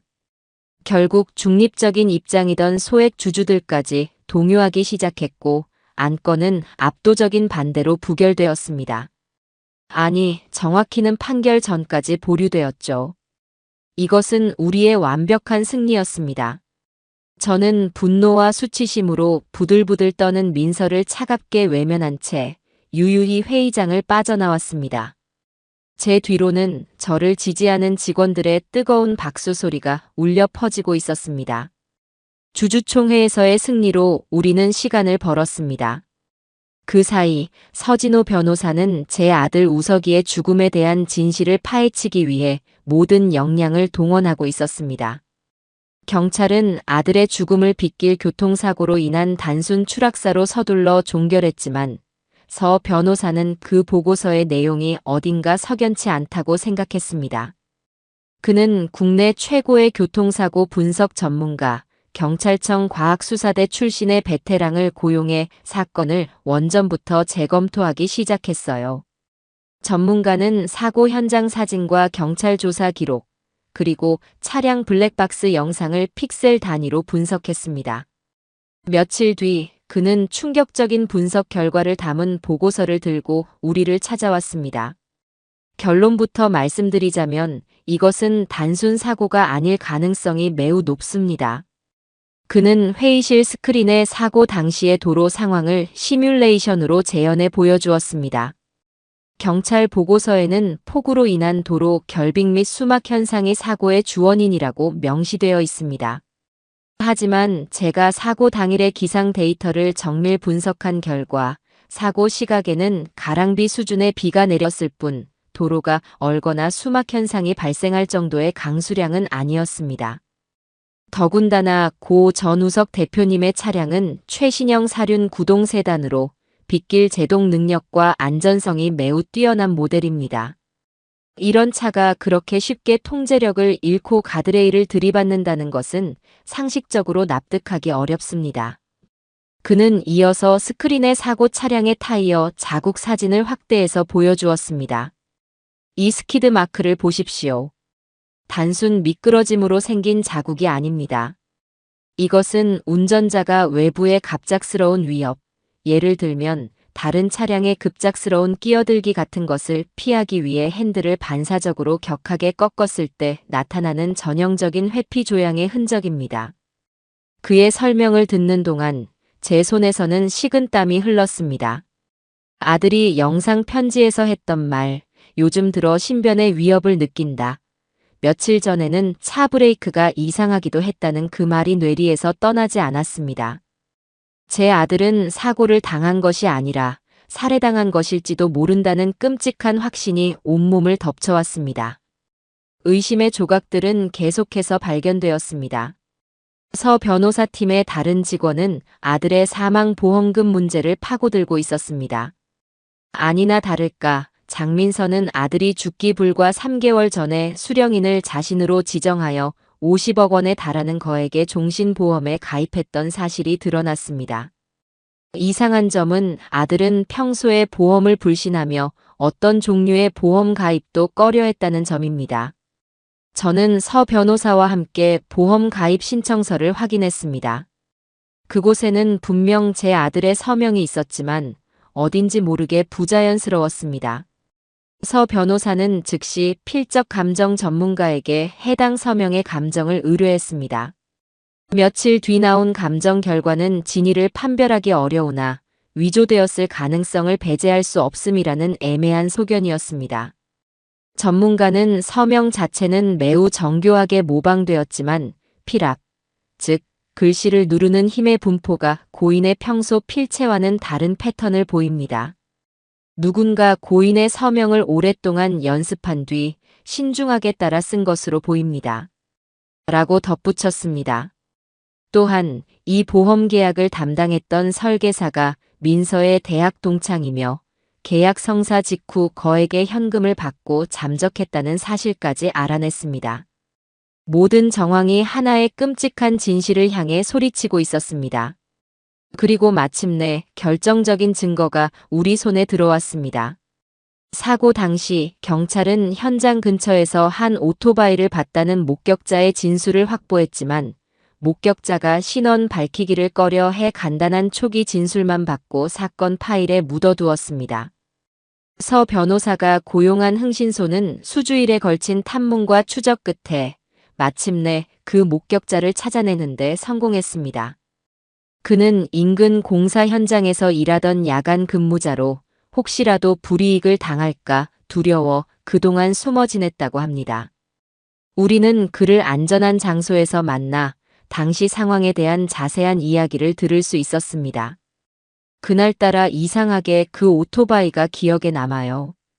사고가 나기 한참 전부터 갓길에 서서 계속 도로 쪽을 쳐다보고 있었거든요. 마치 누군가를 기다리는 것처럼요. 그러다 그 검은색 세단이 코너를 돌아 나오는 순간 오토바이가 갑자기 튀어나와서 그 차 앞으로 확 끼어들었어요. 정말 일부러 부딪히려고 작정한 것처럼 보였죠. 세단이 그걸 피하려고 핸들을 급하게 오른쪽으로 꺾다가 끽하는 소리와 함께 가드레일을 들이받고 그대로 언덕 아래로 굴러떨어진 거예요. 그의 증언은 사고 분석 전문가의 견해와 정확히 일치했습니다. 저는 떨리는 목소리로 물었습니다. 혹시 그 오토바이를 운전한 사람의 인상착에 같은 건 기억나지 않으세요? 그는 잠시 고민하더니 고개를 저었습니다. 헬멧을 쓰고 있어서 얼굴은 못 봤습니다. 죄송합니다.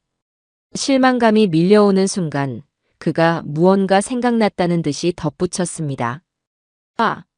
그런데 그 사람 헬멧이 좀 특이했어요. 검은색 바탕에 해골 모양이 그려져 있었는데 한쪽 눈에만 빨간색으로 불이 들어오는 그런 디자인이었죠. 워낙 독특해서 똑똑히 기억합니다. 그 말을 듣는 순간 서 변호사와 저는 동시에 서로를 쳐다보았습니다. 며칠 전 장민서의 내연남 이혁진의 뒷조사를 하던 중 그의 SNS에서 특이한 사진 한 장을 발견했기 때문입니다. 그것은 바로 이혁진이 자신의 동호회 회원들과 함께 바이크 여행을 가서 찍은 사진으로 사진 속에서 그는 그날 밤 목격자가 말한 것과 정확히 똑같은 한쪽 눈에 붉은 조명이 들어오는 해골 디자인의 한정판 헬멧을 쓰고 환하게 웃고 있었습니다. 모든 퍼즐 조각이 맞춰졌습니다. 이것은 더 이상 의심이 아닌 명백한 살인 사건의 증거였습니다. 저는 제 아들의 영정 사진을 끌어안고 울부짖었습니다. 이제 남은 것은 법의 이름으로 저 악마들에게 아들의 몫까지 완벽하게 갚아주는 것뿐이었습니다. 마침내 유언장의 효력을 가리는 첫 재판일이 밝았습니다. 법정으로 향하는 제 마음은 조금도 두렵지 않았습니다. 오히려 오랫동안 기다려온 결전의 날을 맞는 장수의 심정이었죠. 법원 앞에는 장민서가 흘린 정보 때문에 몰려든 기자들로 인산인해를 이루고 있었습니다. 카메라 플래시가 쉴 새 없이 터졌고 기자들은 제게 마이크를 들이밀며 질문을 퍼부었습니다. 정말 아드님의 유산을 가로채려 하시는 겁니까? 며느님과의 갈등이 심했다는 소문이 사실인가요? 저는 그 어떤 질문에도 대답하지 않고 굳은 표정으로 서 변호사와 함께 법정으로 들어섰습니다. 법정 안은 팽팽한 긴장감으로 가득했습니다. 방청석 한쪽에는 민서와 그녀가 고용한 국내 최대 로펌의 변호인단이 앉아 있었고 반대쪽에는 저와 서 변호사 그리고 박 상무를 비롯한 우리 측 증인들이 자리했습니다.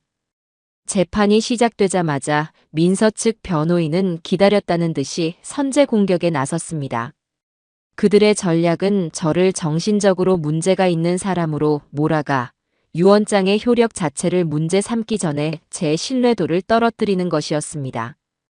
존경하는 재판장님, 저희는 원고 소영옥 씨의 정신 감정을 최우선으로 요청하는 바입니다.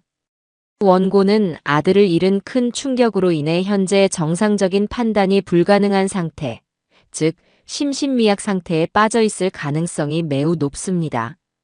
이런 상태의 원고를 특정 변호사가 의도적으로 부추겨 이번 소송을 진행하고 있을 개연성이 충분합니다. 그들은 돈으로 매수한 것으로 보이는 한 정신과 의사를 증인으로 내세웠습니다. 그는 저와 단 한 번의 상담도 없이 언론 기사와 주변의 증언만으로 제가 망상 장애와 인지 능력 저하를 겪고 있다는 터무니없는 소견을 발표했습니다. 방청석이 웅성거리기 시작했고 민서는 슬픈 표정으로 고개를 숙이며 어깨를 들썩이는 위선적인 연기를 펼쳤습니다. 제 아들의 목숨값을 노리는 자들이 제 정신 상태를 운운하는 이 기막힌 상황에 피가 거꾸로 솟는 것 같았지만 저는 서 변호사의 당부대로 입을 굳게 다문 채 평정심을 유지하려 애썼습니다. 민서 측의 인신공격이 끝나고 드디어 우리의 반격이 시작되었습니다. 서 변호사는 첫 번째 증인으로 박성준 상무를 법정에 세웠습니다.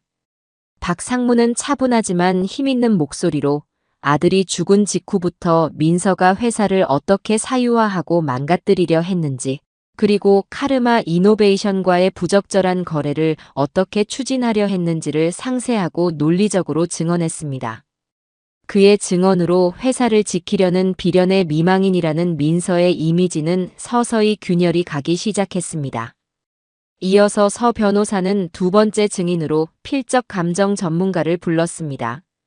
그는 대형 스크린에 민서가 방송에서 공개했던 가짜 편지와 아들이 생전에 작성했던 수십 개의 자필 문서를 나란히 띄워놓고 그 차이점을 조목조목 설명하기 시작했습니다. 보시는 바와 같이 고 전우석 씨의 필체는 자음 시옷과 지읒의 끝이 살짝 올라가는 독특한 특징을 보입니다. 하지만 이 편지에서는 그런 특징이 전혀 발견되지 않습니다. 필압과 자간, 회계 각도 등 모든 것을 종합해 볼 때 이 두 문서가 동일인의 필적일 확률은 0.1% 미만입니다. 이 편지는 명백한 위조 문서입니다. 전문가의 단호한 선언에 법정은 술렁거렸고 기자들은 미친 듯이 무언가를 받아 적기 시작했습니다. 저는 민서의 얼굴을 쳐다보았습니다. 그녀의 얼굴은 새하얗게 질려 있었고 애써 유지하던 평온한 표정은 온데간데 없이 사라져 있었습니다. 그리고 마침내 최후의 순간이 왔습니다. 서 변호사는 재판장을 향해 정중하게 요청했습니다. 존경하는 재판장님, 피고 측의 주장을 완벽하게 반박하고 고인의 진정한 유지를 증명할 마지막 증거 자료를 제출하고자 합니다. 고 전우석 대표님께서 돌아가시기 직전 직접 녹화하신 영상 파일의 재생을 허가해 주시길 바랍니다. 민서 측 변호인단은 기겁하며 자리에서 벌떡 일어났습니다. 반대합니다. 재판장님, 출처가 불분명한 영상은 증거 능력이 없습니다. 이것은 재판부의 감정에 호소하려는 저급한 술수입니다. 치열한 법적 공방 끝에 재판장은 깊은 고민에 빠진 듯 보였습니다. 서 변호사는 마지막으로 호소했습니다. 재판장님, 이것은 단순한 영상이 아닙니다. 자신의 죽음을 예감한 한 남자가 세상에 남기는 마지막 목소리, 즉 임종의 증언입니다. 부디 고인의 마지막 목소리를 외면하지 말아 주십시오. 마침내 재판장은 망치를 두드렸습니다. 허가합니다. 영상을 재생하십시오. 법정 안에 모든 불이 꺼지고 대형 스크린에 제 아들 우석이의 수척한 얼굴이 나타났습니다. 어머니 접니다. 우석이에요. 아들의 목소리가 법정 전체를 울리는 순간 저는 저도 모르게 두 손을 모아 쥐었습니다. 아들은 영상 속에서 장민서의 불륜과 그녀가 회사를 팔아넘기려 했던 음모, 그리고 자신이 느끼고 있던 신변의 위협까지 모든 것을 담담하지만 분명하게 이야기했습니다. 영상이 제게 무슨 일이 생긴다면 이건 사고가 아닐 겁니다라는 부분에 이르렀을 때 법정은 거대한 충격에 휩싸였습니다. 기자석에서는 탄식이 터져나왔고 방청석은 경악으로 물들었습니다. 그 순간 장민서가 자리에서 벌떡 일어나 비명을 질렀습니다. 거짓말이야. 저건 다 거짓말이라고. 저 늙은이가 조작한 거야. 그녀의 발악에 재판장이 엄숙하게 경고했지만 이미 그녀의 이성은 마비된 듯 보였습니다. 영상은 계속해서 재생되었습니다. 그리고 마침내 제 아들이 저를 보며 눈물을 흘리며 말했습니다. 어머니 사랑해요. 다음 생에는 꼭 효도하는 아들이 될게요. 아들의 마지막 목소리가 법정 안에 메아리치며 영상이 끝났을 때 법정 안은 한동안 깊은 침묵에 휩싸였습니다. 몇몇 방청객들은 손으로 입을 막고 눈물을 훔치고 있었어요. 모든 것이 끝났습니다. 더 이상의 증거나 변론은 필요 없었습니다. 저는 스크린 속에서 웃고 있는 아들의 얼굴을 보며 조용히 속삭였습니다. 웃어가, 엄마가 해냈어. 장민서는 완전히 무너져 내린 채 자신의 변호인에게 무언가 알아들을 수 없는 말을 외치며 발버둥 치고 있었습니다. 그녀의 길고 길었던 악몽 같은 연극이 마침내 처참한 막을 내리는 순간이었습니다. 드디어 운명의 선고일이 밝았습니다. 그날 아침, 저는 호텔 창가에 서서 동이 터오는 새벽의 도시를 말없이 내려다보았습니다. 지난 몇 달, 제 인생은 그야말로 지옥과 천국을 오가는 롤러코스터 같았죠. 아들의 죽음이라는 절망의 나락에서 시작해 서진호 변호사와의 만남, 장민서의 추악한 실체, 그리고 회사를 되찾기 위한 숨가쁜 싸움까지. 그 모든 순간이 주마등처럼 스쳐 지나가며 만감이 교차했습니다. 이제 길고 길었던 전쟁의 마침표를 찍는 날이었습니다. 똑똑, 노크 소리와 함께 서 변호사가 들어왔습니다. 그의 손에는 따뜻한 김이 오르는 콩나물 국밥이 들려 있었어요. 든든하게 드셔야 합니다, 여사님. 오늘 긴 하루가 될 테니까요. 그는 애써 평온한 미소를 지었지만 그의 눈빛에도 팽팽한 긴장감이 서려 있었습니다. 우리는 말없이 식사를 했습니다. 더 이상 법률 전략이나 증거에 대한 이야기는 필요 없었습니다. 그저 서로의 존재 자체가 가장 큰 위안이 되는 순간이었죠. 법원으로 향하는 길, 차창 밖으로 스쳐 지나가는 풍경들이 낯설게 느껴졌습니다. 불과 몇 달 전만 해도 저는 저 거리를 정처 없이 헤매는 초라한 노숙자였는데 말입니다. 법원 앞은 지난번과는 비교도 할 수 없을 만큼 거대한 인파와 취재진으로 장벽을 이루고 있었습니다. 그들의 카메라 렌즈는 마치 저를 해부하려는 외과 의사의 메스처럼 차갑고 집요하게 느껴졌습니다. 하지만 이번에는 달랐습니다.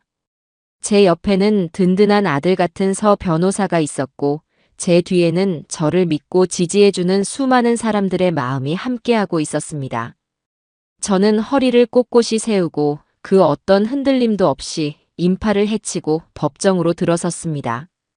법정 안의 공기는 마치 칼날 위에 선 듯 날카롭고 위태로웠습니다. 피고석에 앉은 장민서는 완전히 다른 사람이 되어 있었습니다. 최고급 명품으로 휘감았던 몸에는 어색한 정장이 걸쳐 있었고 짙은 화장으로도 밤새 공포에 떨었을 법한 창백한 낯빛과 깊은 다크서클은 가릴 수 없었죠. 그녀는 저와 눈이 마주치자 질겁하며 고개를 숙였습니다. 그토록 거만하고 당당하던 모습은 온데간데 없고 패배를 직감한 죄인의 초라한 모습만이 남아있을 뿐이었습니다.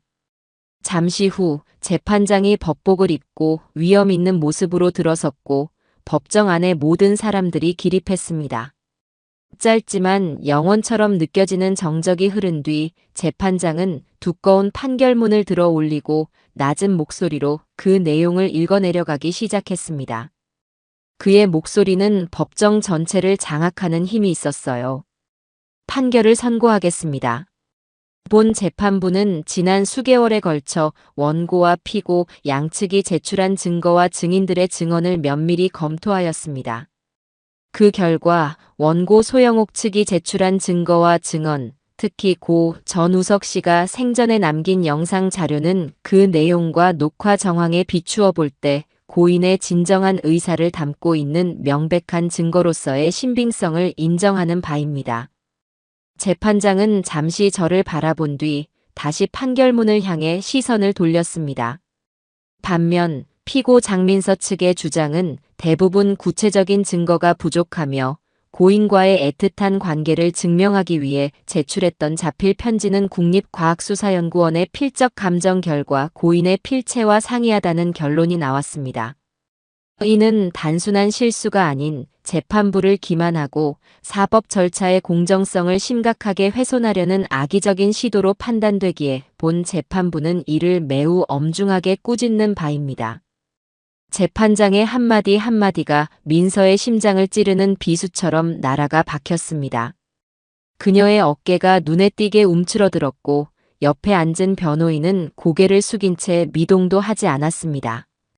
재판장은 잠시 숨을 고른 뒤 가장 중요한 부분을 크고 우렁찬 목소리로 낭독했습니다.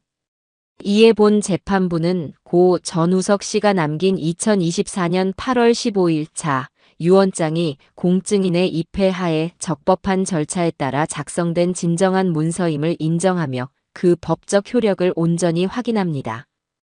유언장의 내용에 따라 고 전우석 씨 소유의 모든 부동산과 예금, 주식 및 USU 코퍼레이션 관련 지분 일체를 포함한 모든 유산에 대한 상속 권리는 그의 유일한 혈육이자 유언장에 명시된 단독 상속인인 어머니, 원고 소영욱에게 있음을 선고합니다. 또한 피고 장민서가 청구한 유류분 반환 청구는 피고가 혼인 기간 중 고인에 대한 부양 의무를 심각하게 해태하였으며 고인의 재산을 편취하려는 불법적인 시도를 하였고 나아가 고인의 사망과 관련한 범죄 행위에 연루된 정황이 명백하므로 민법 제1004조 상속인 결격 사유에 해당하여 기각합니다. 땅. 재판장의 의사봉이 3번 내리쳐지는 순간 법정 안은 터져나오는 카메라 플래시와 기자들의 탄성으로 그야말로 아수라장이 되었습니다. 제 눈에서는 저도 모르게 뜨거운 눈물이 본물 터지듯 흘러내렸습니다. 슬픔의 눈물이 아닌 제 아들의 억울한 영혼을 조금이나마 위로할 수 있게 되었다는 안도와 감격의 눈물이었습니다.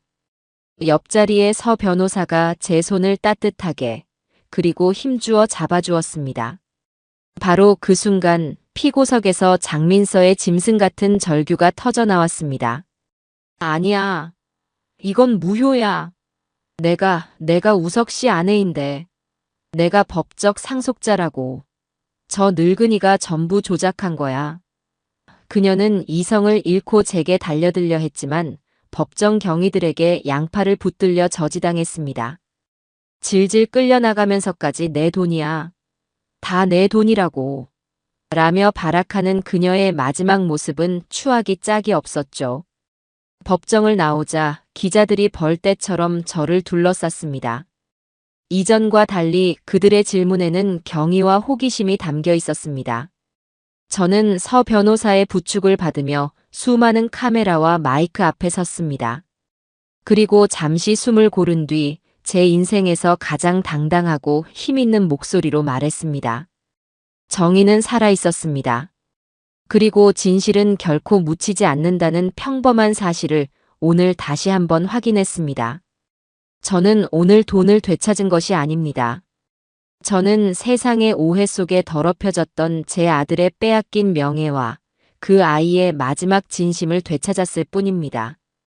이제 제게 남은 과제는 제 아들이 남긴 소중한 유산을 지키고 그 숭고했던 뜻을 이 세상에 올바르게 이어가는 것뿐입니다. 저를 믿고 응원해주신 모든 분들, 그리고 하늘에서 이 모든 것을 지켜보고 있을 제 아들에게 부끄럽지 않도록 최선을 다하겠습니다. 지켜봐 주십시오. 제 짧은 소감에 기자들 사이에서도 작은 박수가 터져나왔습니다. 그날 저는 비로소 제 아들의 영혼 앞에서 조금은 떳떳해질 수 있었습니다. 법정에서의 승리는 장민서 몰락의 서곡에 불과했습니다. 재판 과정에서 공개된 아들의 영상 편지와 그녀의 위증, 그리고 판결 내용은 언론을 통해 대서특필되었고 대한민국은 그야말로 발칵 뒤집혔습니다. 희대의 악녀, 두 얼굴의 며느리라는 자극적인 제목과 함께 그녀의 추악한 실체가 만천하에 드러났습니다. 비난 여론이 들끓자 마침내 경찰과 검찰도 본격적으로 움직이기 시작했습니다. 그들은 곧바로 전우석 대표 사망 사건 특별수사팀을 꾸려 재수사에 착수했고 가장 먼저 장민서와 그녀의 내연남 이혁진을 살인 교사 및 공모 혐의의 핵심 피의자로 전환하여 출국 금지 조치를 내렸습니다. 카르마 이노베이션은 빗발치는 비난 여론을 의식해 즉시 이혁진을 파면하고 이번 사건은 그의 개인적인 일탈일 뿐이라며 꼬리를 잘랐습니다. 한순간에 모든 것을 잃은 이혁진은 해외로 도피하려다 공항에서 긴급 체포되었습니다. 설상가상으로 장민서의 모든 개인 계좌는 제 요청에 의해 동결되었습니다. 곧이어 명품 회사와 카드사로부터 수십억 원에 달하는 채무 불이행 소송이 빗발치기 시작했습니다. 어느 날 밤 저는 아들의 사무실 의자에 앉아 지난날의 서류들을 정리하고 있었습니다. 그때 제 휴대폰으로 모르는 번호의 전화가 걸려왔습니다. 받지 않으려다 문득 불길한 예감에 통화 버튼을 눌렀습니다. 수화기 너머로 장민서의 히스테릭하고 교활한 목소리가 들려왔습니다. 여보세요? 어머니, 저 민서예요. 제발 한 번만 살려주세요. 제가 다 잘못했어요. 어머니도 우석 씨한테 잘한 것만 있는 건 아니잖아요. 저를 이렇게까지 벼랑 끝으로 모시면 어머니 마음이 편하세요? 통장을 다 막아버리면 저는 어떻게 살라는 거예요? 제발요, 어머니. 그녀의 목소리에는 일말의 진심 어린 반성도 없었습니다. 오직 자신의 파멸에 대한 공포와 상황을 모면하려는 얄팍한 동정심 유발만이 가득했죠. 저는 차가운 목소리로 대답했습니다. 네가 내 아들에게 자비를 베풀었니? 네가 내 아들의 목숨을 담보로 도박을 하고 그 아이의 등에 칼을 꽂았을 때 단 한순간이라도 양심의 가책을 느낀 적이 있었어. 네가 감히 내 앞에서 우석이를 들먹여? 법이 네 죄를 심판할 거다. 다시는 내게 연락하지 마라. 저는 그대로 전화를 끊고 그녀의 번호를 차단해버렸습니다. 며칠 뒤 장민서는 자신의 오피스텔에서 증거인멸을 시도하던 중 압수수색을 나온 검찰 수사관들에게 현행범으로 체포되었습니다. 텔레비전 뉴스 화면 속에서 그녀는 고개를 숙인 채 초라한 모습으로 포승줄에 묶여 검찰청으로 끌려가고 있었습니다. 제 아들의 복수는 그렇게 허무하고도 당연하게 끝이 났습니다. 모든 법적 권리를 되찾은 저는 가장 먼저 USU 코퍼레이션의 임시 이사회를 소집했습니다. 예전처럼 회의실 한쪽 구석이 아닌 의장석인 상석에 앉은 저를 보고 몇몇 이사들의 얼굴이 흙빛으로 변하는 것이 보였습니다. 그들은 장민서의 편에 서서 저와 박상무를 공격했던 자들이었죠. 저는 그들을 하나하나 차가운 눈으로 훑어본 뒤 제 첫 공식 발언을 시작했습니다. 여기 계신 이사님들께 저는 경영을 모릅니다. 하지만 지난 몇 달간의 싸움을 통해 한 가지는 확실하게 깨달았습니다. 누가 우리 회사를 진정으로 위하는 사람인지, 그리고 누가 자신의 이익을 위해 회사를 팔아먹으려 했던 기생충인지 저는 똑똑히 압니다. 특히 김 이사님은 우리 우석이가 삶고 초려해서 직접 스카우트해온 분으로 아는데 어쩌다 회사의 비전보다 눈앞의 이익을 더 중시하게 되셨습니까? 부끄러운 줄 아십시오. 제 말에 지목당한 이사의 얼굴이 시뻘겋게 달아올랐습니다. 내 아들의 뜻을 배신했던 분들은 스스로 거취를 결정해 주시기 바랍니다. 제가 직접 여러분의 목을 치는 불상사는 없었으면 좋겠습니다. 제 말에 회의실에는 얼음물이라도 끼얹은 듯 찬 정적이 흘렀습니다. 저는 이어서 다음 안건을 상정했습니다. 저는 오늘부로 USU 코퍼레이션의 최대 주주이자 이사회 의장으로서 공석이 된 대표이사 자리에 박성준 상무님을 정식으로 임명하는 바입니다.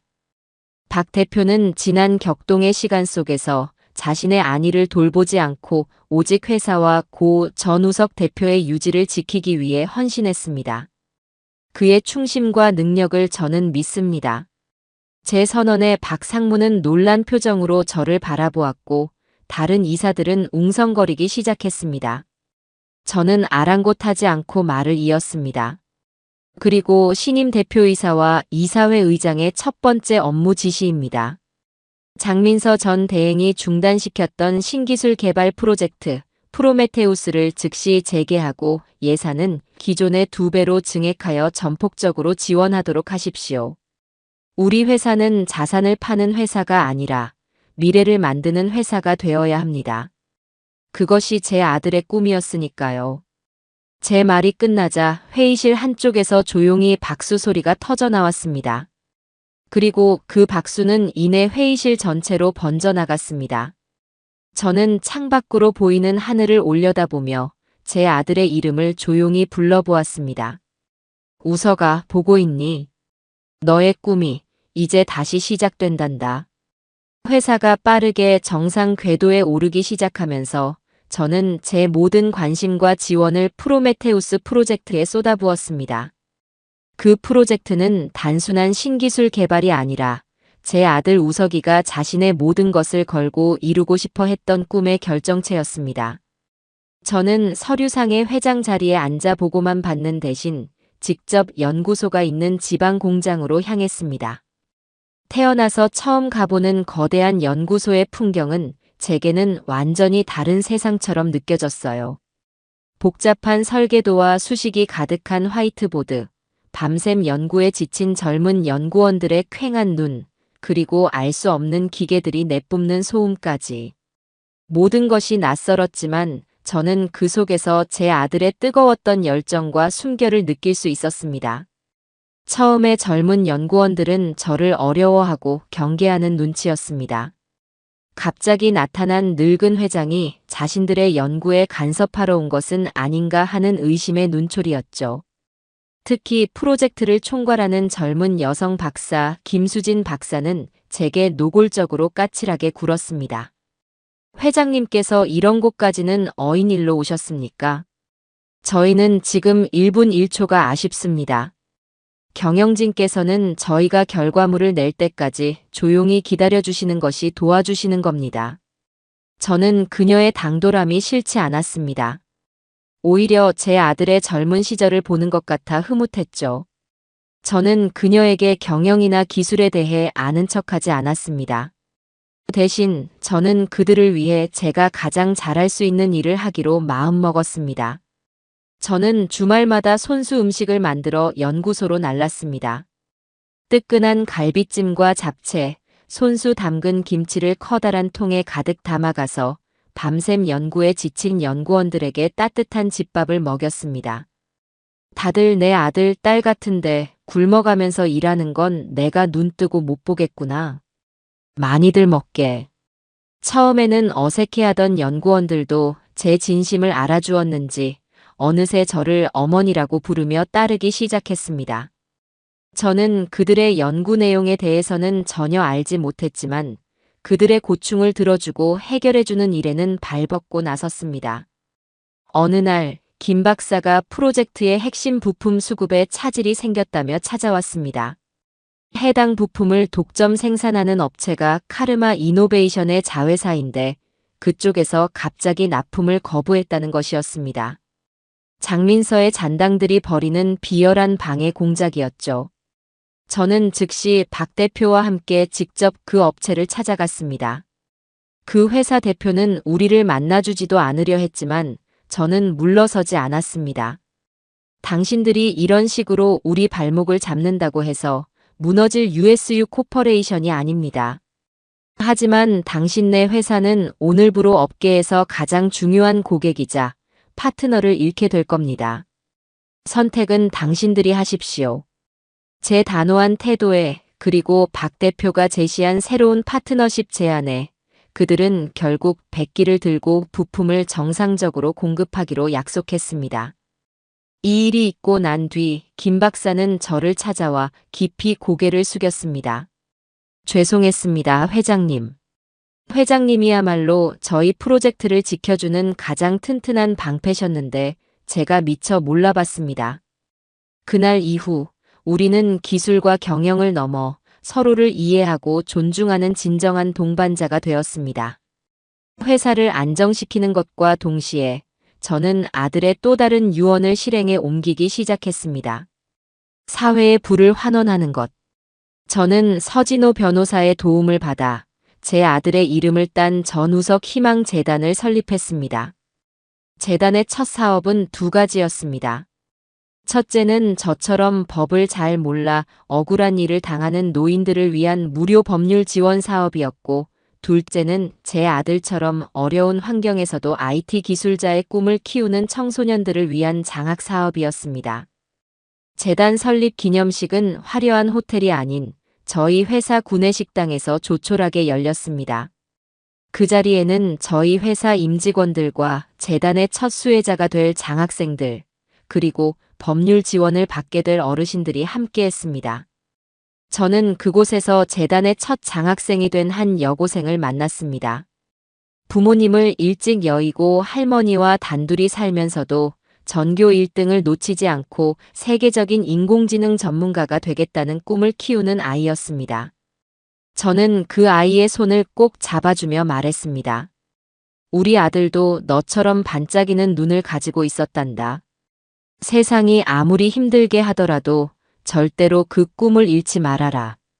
우리가 뒤에서 든든한 버팀목이 되어줄 테니. 아이는 눈물을 글썽이며 제게 몇 번이고 고맙다고 인사를 했습니다. 저는 그 아이의 모습에서 제 아들의 어릴 적 모습을 보았고, 이 재단을 만든 것이 제 인생에서 가장 잘한 일 중 하나라는 것을 깨달았습니다. 시간이 흘러 장민서와 이혁진에 대한 최종 선고 공판이 열렸습니다. 검찰은 재수사 과정에서 결정적인 증거들을 추가로 확보했습니다. 바로 이혁진의 클라우드 서버에서 복구된 두 사람이 주고받은 암호 같은 문자 메시지들이었죠. 디데이, 계획대로 처리했어. 아직 뉴스 안 나왔어. 조용히 기다려. 라는 소름 끼치는 내용들이었습니다. 또한 이혁진의 오피스텔에서는 사고 당일 그가 썼던 해골 헬멧과 사고 현장의 타이어 자국과 일치하는 오토바이 타이어가 발견되었습니다. 서 변호사가 전해준 바에 따르면 재판 과정에서 이혁진은 모든 죄를 인정하고 감형을 받기 위해 장민서가 모든 것을 계획하고 지시했다고 증언했고, 장민서는 마지막 순간까지 이혁진이 자신을 속이고 저지른 단독 범행이라며 거짓말을 멈추지 않았다고 합니다.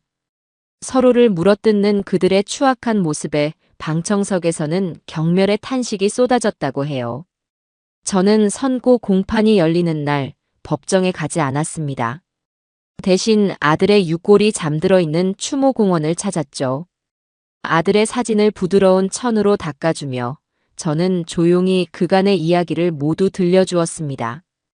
회사가 얼마나 멋지게 성장하고 있는지, 프로메테우스 프로젝트가 얼마나 순조롭게 진행되고 있는지, 그리고 제가 만난 장학생 아이가 얼마나 대견한지. 한참 뒤 서 변호사에게서 문자가 도착했습니다. 결과 나왔습니다. 장민서, 이혁진. 두 사람 모두 살인 공모 및 특경법상 배임 혐의 인정되어 무기징역 선고받았습니다. 저는 그 문자를 조용히 내려다보았습니다. 통쾌함보다는 허무함과 깊은 슬픔이 밀려왔습니다. 한 인간의 탐욕이 얼마나 많은 사람들의 인생을 망가뜨릴 수 있는지 뼈저리게 느꼈습니다. 저는 아들의 사진을 보며 조용히 속삭였습니다. 우석아, 이제 정말 다 끝났다. 악몽은 다 끝났어. 그러니 너도 이제는 모든 것을 잊고 편히 쉬렴. 서늘한 가을바람이 제 눈물을 부드럽게 닦아주는 것만 같았습니다. 그로부터 3년이라는 시간이 흘렀습니다. 강산도 변한다는 세월 동안 우리 USU 코퍼레이션은 그야말로 상전벽해와도 같은 놀라운 변화를 겪었습니다. 저와 연구원들의 피와 땀이 담겼던 프로메테우스 프로젝트가 마침내 대성공을 거둔 것입니다. 프로젝트를 통해 개발된 인공지능 기반 자율주행 시스템 이카로지스는 전 세계의 주목을 받았고, 국내외 유수의 자동차 기업들로부터 기술 제휴와 투자 제안이 쇄도했습니다. 회사의 주가는 연일 최고치를 경신했고, 한때 부도 직전까지 몰렸던 USU 코퍼레이션은 이제 아무도 넘볼 수 없는 업계 1위의 혁신 기업으로 우뚝 섰습니다. 이카로지스의 공식 론칭 행사가 열리던 날, 저는 화려한 스포트라이트가 쏟아지는 무대 위가 아닌 객석 맨 앞줄에서 조용히 그 광경을 지켜보았습니다. 대표이사로서 당당하게 신기술을 발표하는 박성준 대표와 그 옆에서 늠름하게 서서 기술 시연을 하는 김수진 박사의 모습을 보니 가슴이 벅차올랐습니다.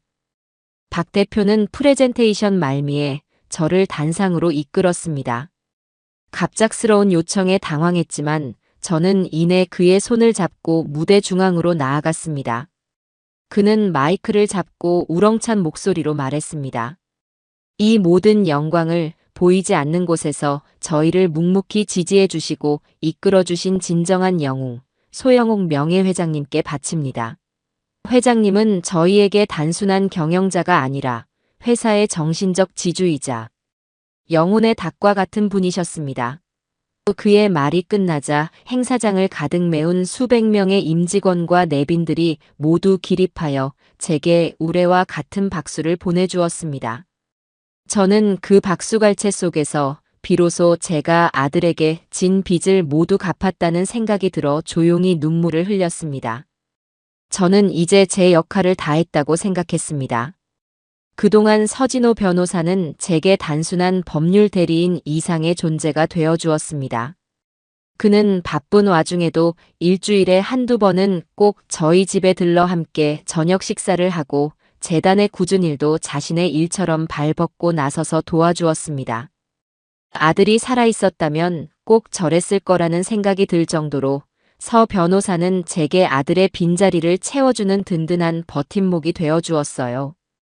그날은 아들의 사주기가 되는 날이었습니다. 저와 서 변호사는 함께 추모공원에 다녀온 뒤 집으로 돌아와 조촐한 저녁 식사를 하고 있었습니다. 우리는 예전처럼 아들 이야기를 하며 웃기도 하고 울기도 했죠. 식사를 마친 뒤 서 변호사는 무언가 결심한 듯 저를 보며 조심스럽게 입을 열었습니다. 회장님, 드릴 말씀이 있습니다. 저는 그의 진지한 표정에 덩달아 긴장하며 다음 말을 기다렸습니다. 사실 제가 우석이 형, 아니 전 대표님의 사건을 이렇게까지 맡게 된 데에는 다른 이유가 있었습니다. 우석이 형은 제 인생의 은인이었습니다. 그는 자신이 겪었던 과거의 이야기를 처음으로 제게 들려주었습니다. 그는 아주 가난한 집안의 장남으로 태어나 학비는커녕 당장의 생활비를 걱정하며 힘겹게 법대생 시절을 보내고 있었다고 합니다. 결국 학업을 포기하기 직전까지 갔을 때 우연히 한 기업에서 후원하는 대학생 멘토링 프로그램에 참여하게 되었고 그곳에서 자신의 멘토였던 젊은 CEO, 바로 제 아들 우석이를 만나게 되었다고 해요.